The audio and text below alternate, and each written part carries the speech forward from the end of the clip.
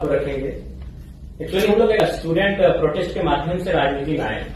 कोई आइडिया नहीं था कि पॉलिटिक्स कैसा होता है, और खासकर कभी मुखिया का चुनाव नहीं लड़े तो बंदे अगर सांसद के चुनाव लड़ेंगे तो ये तो आइडिया ही नहीं था। तो हमने एक स्टूडेंट में प्रोटेस्ट झारखंड में वहां आए, मीडिया के सामने अपनी बातों को रखा, मीडिया में कवरेज मिला, तो पूरे राज्य में हमारे विचारों को सर्कुलेट किया गया। उसके बाद से हर एक पंचायत वाइज, प्रखंड वाइज सभाएं होने लगी और लोग हमारा डिमांड करने लगे, हमें सुनने लगे, और कभी कभी 2 बजे रात तक, 4 बजे रात तक लोग सुनने लगे। तो फाइनली लगभग 1 साल पहले 18 जून को हम लोगों ने डिसाइड किया था कि हम लोग चुनाव लड़ेंगे, और चुनाव लड़ेंगे। हम लोगों ने उसके बाद 6 महीने बाद अपनी पार्टी को रजिस्टर के लिए आवेदन दिया, लेकिन अभी तक हमारी पार्टी का रजिस्ट्रेशन भी नहीं हुआ। और बाकायदा हम लोग 1 साल के कम समय में चुनाव लड़े और बहुत दमदार तरीके से चुनाव लड़े, और झारखंड के हिस्ट्री में फर्स्ट टाइम कोई इंडिपेंडेंट कैंडिडेट 27% मतलब वोट लेके आया है। 3.5 लाख वोट लेके हम अकेले जिस लोकसभा चुनाव से हम लड़े थे, और कुल मिलाकर हम लोग 8 प्रत्याशी दिए थे, और लगभग हमारे 6 प्रत्याशी तीसरे पायदान पर रहे हैं। तो इसका मतलब है कि मैं भारत की तो नहीं कह सकता, लेकिन झारखंड के परिप्रेक्ष्य में कह सकता हूं कि झारखंड बदलाव चाहती है, और नो डाउट बदलाव होना चाहिए, क्योंकि झारखंड जिस पृष्ठभूमि से आती है, झारखंड उसके नाम में ही छुपा है। झाड़ यानी जंगल होता है, खंड यानी जमीन होता है, और आज हमारा दोनों चीज संकट में है। जंगल की बात करने वाला कोई नहीं है। उदाहरण के लिए आप देख सकते हैं आज हंसदेव जंगल की क्या कहानी है। आज दिल्ली का टेम्परेचर हम लोग 45 पा रहे हैं, 46 पा रहे हैं, बिल्कुल अपने मतलब अपोजिट पा रहे हैं। झारखंड का वातावरण से जब दिल्ली में हम लोग कदम रखे तो बिल्कुल असहनीय लगा, और हम लोग को लगा भी नहीं कि 2 मिनट यहाँ ठहर पाएंगे। तो कहने की जो झारखंड का इश्यू है उसके नाम में छुपा है, और लगातार उन इश्यूओं पर हम लोग लड़े, उन इश्यूओं पर हम लोग बात किए, तभी जाकर जनता ने भी आशीर्वाद दिया। नहीं तो उन पार्टियों से चुनाव लड़ना जो पार्टियां 40 साल पुरानी है, जो पार्टियां 50 साल पुरानी है, जिनका बूथ स्तर में कार्यकर्ता है, जिनके पास धनबल है, उनसे टकरा पाना पॉसिबल नहीं था। तो मेरे कहने का मतलब है आज भी अगर आप, क्योंकि बहुत सारे लोग कहते हैं कि कई साल लगते हैं राजनीति में आने के लिए, सालों लगते हैं, जूते घिस जाते हैं, माने बाल सफेद हो जाते हैं, इस मिथक को तो झारखंड हमने तोड़ दिया है कि मात्र साल भर के अंतराल में हम लोग 3.5 लाख वोट लेकर आए हैं। और बस अगर हमारे पास एक बेहतर टीम होती तो पहला ही चुनाव हम जीत जाते हैं। ज्यादा अंतर नहीं था, जो जीते वो 4.5 लाख लाए, जो सेकंड में 3,70,000 लाए इंडिया गठबंधन वाले, और हमसे मात्र 20,000 कम मेरा वोट था। तो इस चीज को तो हमने झारखंड में मतलब एकदम क्लियर कट उत्तर दे दिया है कि समय और साल मायने नहीं रखता है, आपकी आइडियोलॉजी मायने रखती है। और हमारी आइडियोलॉजी स्पष्ट थी। हमने स्पष्ट कहा था चुनाव में कि आप जितने भी लीडर्स हैं, क्योंकि सबसे महत्वपूर्ण जो चीज आती है वो इकोनॉमी की आती है। आज हम यहाँ बैठे हैं, चाहे जिनका जो भी डिपार्टमेंट है, हम लोग कोई साधु संत सन्यासी है नहीं, पीर फकीर है नहीं, हम एक सामाजिक जीवन को जीने वाले हैं, गृहस्थ जीवन को जीने वाले लोग हैं। यानी हमारा सबसे जो महत्वपूर्ण विषय होगा इकोनॉमी होगा, हमारी संपत्ति होगी। तो मैंने वही जनता से कहा कि जिन नेताओं को आप चुनकर भेजते हैं, आप उनके संपत्ति के बारे में पता करें। आज किसी का दिल्ली में, किसी का रांची में, किसी का विदेशों की कंपनियों से टाइप है। एक आपकी बात बढ़ते भी है, इतना यूथ भी है, तो उसके बारे में आपको क्या लगता है? मेरी भी आशा है कि आप जैसे और लोग चुनाव जीते। हमें जरूरत है, इस बार सिर्फ 7 इंडिपेंडेंट कैंडिडेट हैं, हमें चाहिए कि एक स्ट्रांग डेमोक्रेसी के लिए और आए, क्योंकि आप मुद्दे उठा रहे हैं जो रेलेवेंट मुद्दे हैं।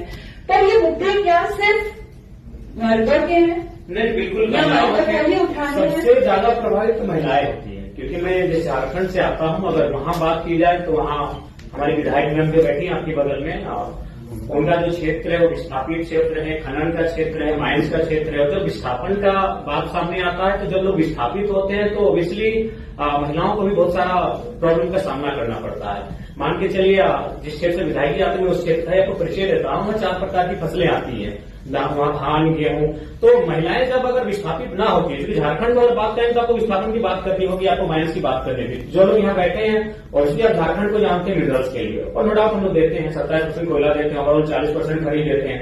तो अगर हम विस्थापन जब ना होता है तो उस समय महिलाओं की भागीदारी होती है, खेती के माध्यम से हो, साग सब्जी के माध्यम से हो, यानी महिलाओं की परस्पर भागीदारी होती है। अगर पुरुष खेत को जोतने का काम करते हैं तो महिलाएं वहां धान उगाने का काम करती है, उसको रोपने का काम करती है, और फिर महिलाएं जब धान को काटती है तो पुरुष को खेत कर लेकर आते हैं। यानी 50-50% होता है। जब खेत हमारे पास होते हैं तो हमारे पास जो महिलाओं की भागीदारी होती है 50% होती है। लेकिन जब उस क्षेत्र से हम विस्थापित कर जाते हैं, वो क्षेत्र जब गवर्नमेंट किसी परियोजना के लिए ले लेती है तो महिलाएं शून्य हो जाती है, उनके हाथ कट जाते हैं। तो लाइक जब हम लोग न्यू झारखंड की बात करेंगे तो महिलाएं ऑब्वियसली बहुत भारी संख्या में होंगी। और इस चुनाव में हमारे पास जो मेरा वोट बैंक रहा 3.5 लाख, उसमें अगर रेशियो भी देखा जाए तो 60% यूथ थे, बाकी 40% महिलाएं थी।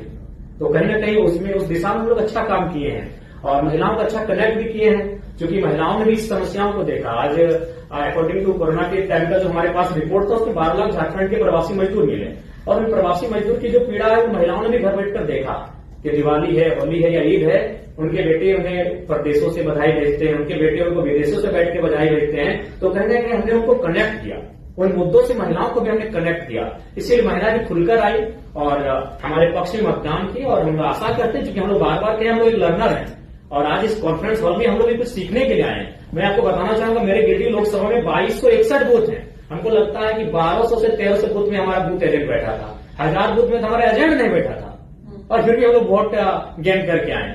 तो हम लोग ऑब्वियसली लर्नर पीरियड में है और चीजों को जब हम लोग सीखेंगे और जब इस प्रकार दिल्ली में बैठकर, महाराष्ट्र में बैठकर अन्य प्रदेशों के जाके कॉन्फ्रेंस में बैठेंगे, सेमिनारों में, संगठनों में हम लोग भाग लेंगे और उन चीजों को जब हम लोग सीख कर जाएंगे, कुछ परिपक्व होकर जाएंगे, तो अपने झारखंड में निसंदेह उसका इम्प्लीमेंट करेंगे और बेहतर करेंगे। हम आशा है कि आज जो प्रबुद्ध लोगों के बीच हम बैठे हैं, जब इनसे हम कुछ सीख कर जाएंगे तो आने वाले झारखंड में विधानसभा चुनाव नवंबर में हम लोग बेहतर करेंगे। और अखबार की सुर्खियों ने भी संदेश दिया है, हम लोग बेशक चुनाव हारे हैं, लेकिन आज 4 दिन से लगातार अखबार की सुर्खियों में यही रहा कि जयराम महतो हार के भी झारखंड के राजनीति के नायक बने।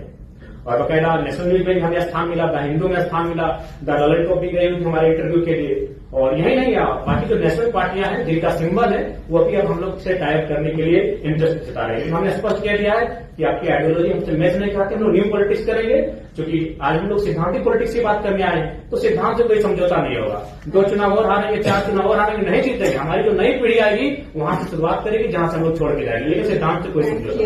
Thank you Jairam ji.